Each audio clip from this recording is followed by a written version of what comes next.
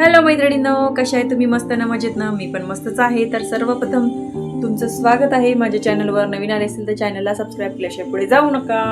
तर आत्ताचे वाजले आहेत संध्याकाळचे 5:30 पावणे 6 आणि आम्हाला आत्ता झोप लागत आहे, कारण की आम्हाला रात्रभर जागायचं असतं. तुम्ही बघत असाल ते का साहेब कसे झोपलेले आहेत.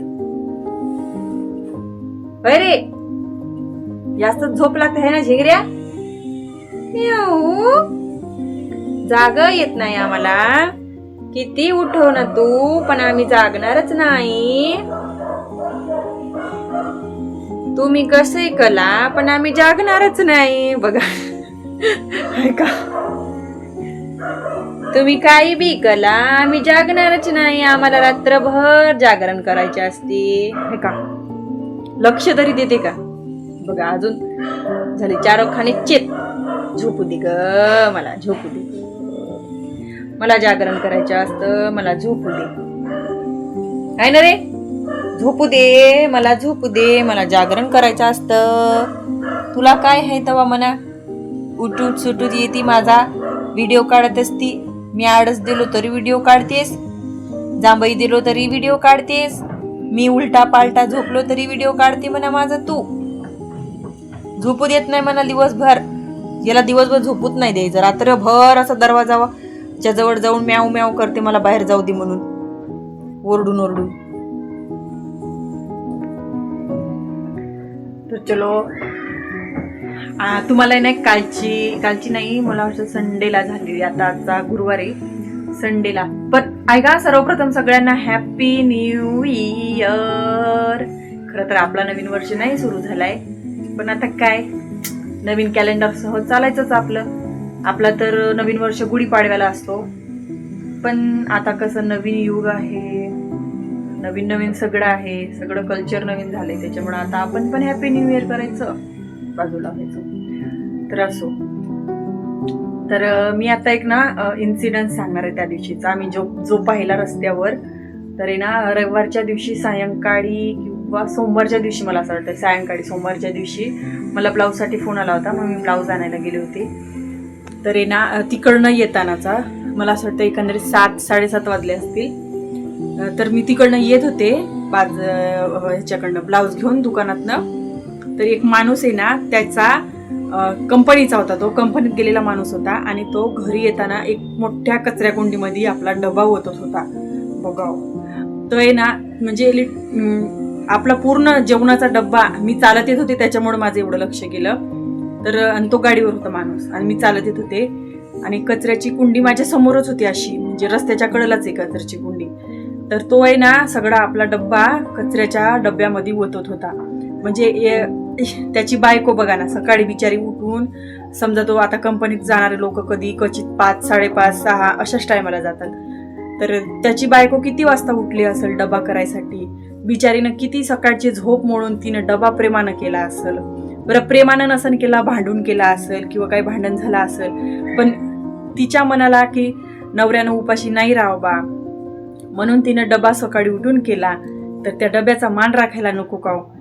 ते माणूस बाहेर त्याने खाल्लं होतं का काय माहिती, का घरी गेल्यावर बायको वरडन म्हणून तो माणूस आहे ना घरी जायच्या म्हणजे सुट्टी झाली होती, घरी जायच्या अगोदर त्या माणसानं सगळा डबा डस्टबिनमध्ये ओतून दिला, की घरी गेल्यावरती बायकोला दिसावं नाही आणि बायको वरडाव नाही म्हणून. म्हणजे धाकही एका बाजूला बायकोचा, की बायको डबा घरी घेऊन गेल्यावर बायको वरडत, पण तिची काळजी माणसाला दिसत नाही, की बा मला सकाळी उठून एवढा मेहनतीने डबा करून दिलाय. भलेही त्याला चव नसन, खारट असन नाही तर तिखट असन, पण प्रेमानं बनवून दिलाय म्हटल्यावर माणसानं खायला पाहिजे, असं फेकून नाही द्यायला पाहिजे.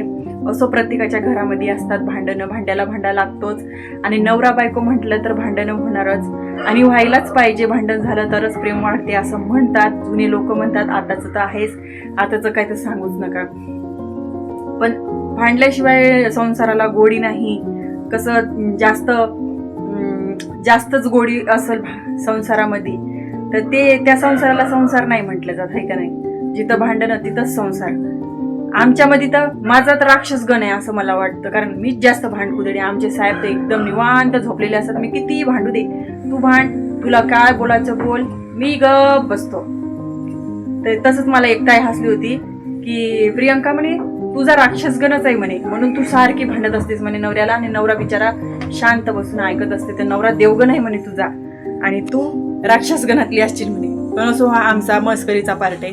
पण मुद्दा त्याचा चालू होता की असं नाही फेकायला पाहिजे. एखाद्यानं बनवून दिलाय म्हटल्यावरती तो डब्बा प्रेमानं खायला पाहिजे. बरं त्यानं भांडण झालं असेल किंवा काय असेल ना त्यांचं माहीत, पण नाही फेकायला पाहिजे आहे का नाही. एका भावना जुळलेली असते त्याच्यामध्ये की नाही बा आपला डब्बा दिलेला आहे म्हटल्यावर घरी आल्यावरती बायको खुश होती की अरे आज सगळा डब्बा संपलेला आहे.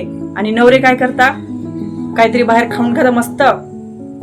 बायकोला काही माहित नसतं, बिचारी साऱ्या सकाळपासूनची घरी असती, संध्याकाळी घरी असती, दुपारी घरी असती, तिचं काही कुठं जाणं नाही, कुठं येणं नाही. मस्त नवरे बाहेर जाता, मस्त बाहेर खाता आणि असा डबा रस्त्यावर ती कचरा कुंडीमध्ये फेकून देतात.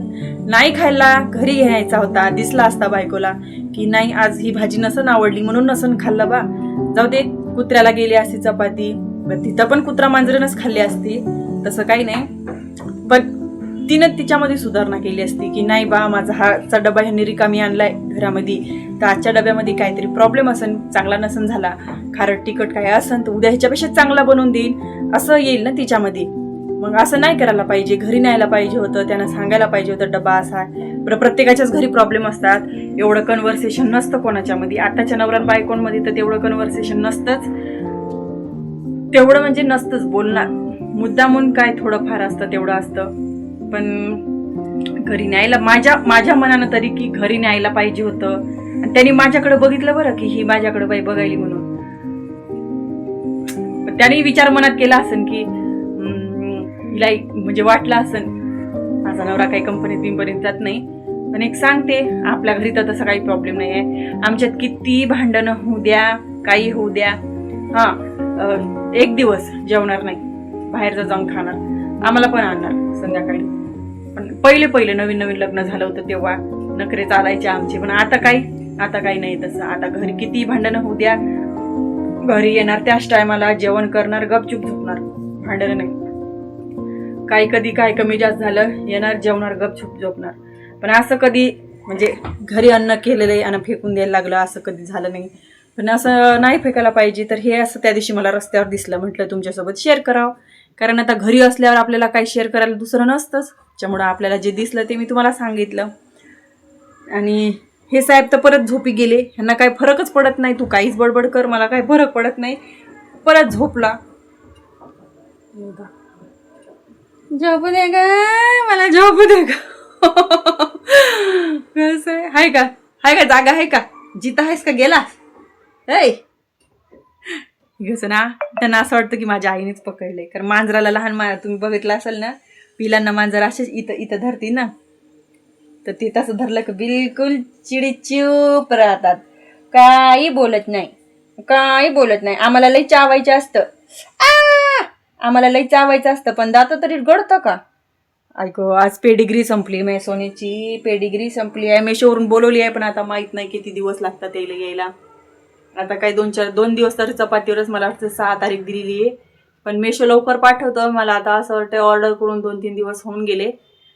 ते आज उद्यामध्ये येऊन जाईल, दाखवतं शिपिंग वगैरे झालेलं, उद्यामध्ये पोहोचून जाईल. मेशोवाले लवकर पाठवतात, एवढं चांगलं आहे. आणि मी त्या दिवशी कानातले घेतले होते, बुगड्या घेतल्या होत्या कानातल्या, त्या मी रिटर्न करून टाकल्या. कारण की एका माझ्या आत्याच्या मुलीला मी त्या बुगड्या दाखवल्या, मला ती एवढी हसली, म्हणे प्रियंका तू कशा बुगड्या घालतेस, कोणत्या जमान्यात राहतेस आणि ते काय घालतेस, घ्यायचे तर जरा स्टायलिश घे. हो काही माझ्या कानात आधीच्या बुगड्या, ह्या माझ्या भावाने गिफ्ट केल्या होत्या राखीला, त्या ह्या थोड्याशा स्टायलिश आहेत. ती मला हसली की प्रियंका तू कुठं राहतेस, काय घालतेस, कशी ते खेड्यातल्यासारखी. आता साडीवर तर काय, आपल्याला साडीवरच चांगलं वाटायला आता आजकाल. नवऱ्याने असं म्हणजे प्रत्येक गोष्टी फ्रीमध्ये सोडल्या, म्हणजे तुला जसं वाटतं तसं कर, असं कर. पण आपल्याला पण तेवढं जमणं आता. म्हणजे आपल्या कसं एक मनात भावना आली की आपण ज्या गोष्टी बोलतोय ते नवरा ऐकतोय आपलं, म्हटलं त्यांच्या पण थोड्याफार गोष्टी आपण ऐकावं. त्यांना साडी आवडते म्हणून मी साडीच घालते आता, म्हणून मग मी आता साडीच घालते. पण ती तो आपला पार्ट नाही सांगायचा. आपला पार्ट ही कानातलं सांगण्याचा की मला हसू लागली ती की प्रियंका कशी राहतेस तू, काय घालतेस. म्हणलं जाऊ दे बाई आता काय, तुलाही नाही आवडले, थोडेसे स्टायलिश मागवते म्हणून मी त्या रिटर्न केल्या. फ्लिपकार्टवरनं मागवल्या होत्या आणि त्या रिटर्न झाल्या पण लगेच आणि पैसे पण लगेच आले. त्याच्यातले फक्त 10 रुपये त्यांनी मायनस करून दिले. तर चलो, आमची बडबड तर आता इथं थांबवते मी आणि साहेब परत झोपी गेले. भेटूया नेक्स्ट ब्लॉगमध्ये. चॅनलला अजून जर सबस्क्राईब नसेल केलं तर प्लीज चॅनलला सबस्क्राईब करा, व्हिडिओला लाईक करा आणि व्हिडिओ शेवटपर्यंत बघितल्याबद्दल तुमचे खूप खूप आभार. Bye bye.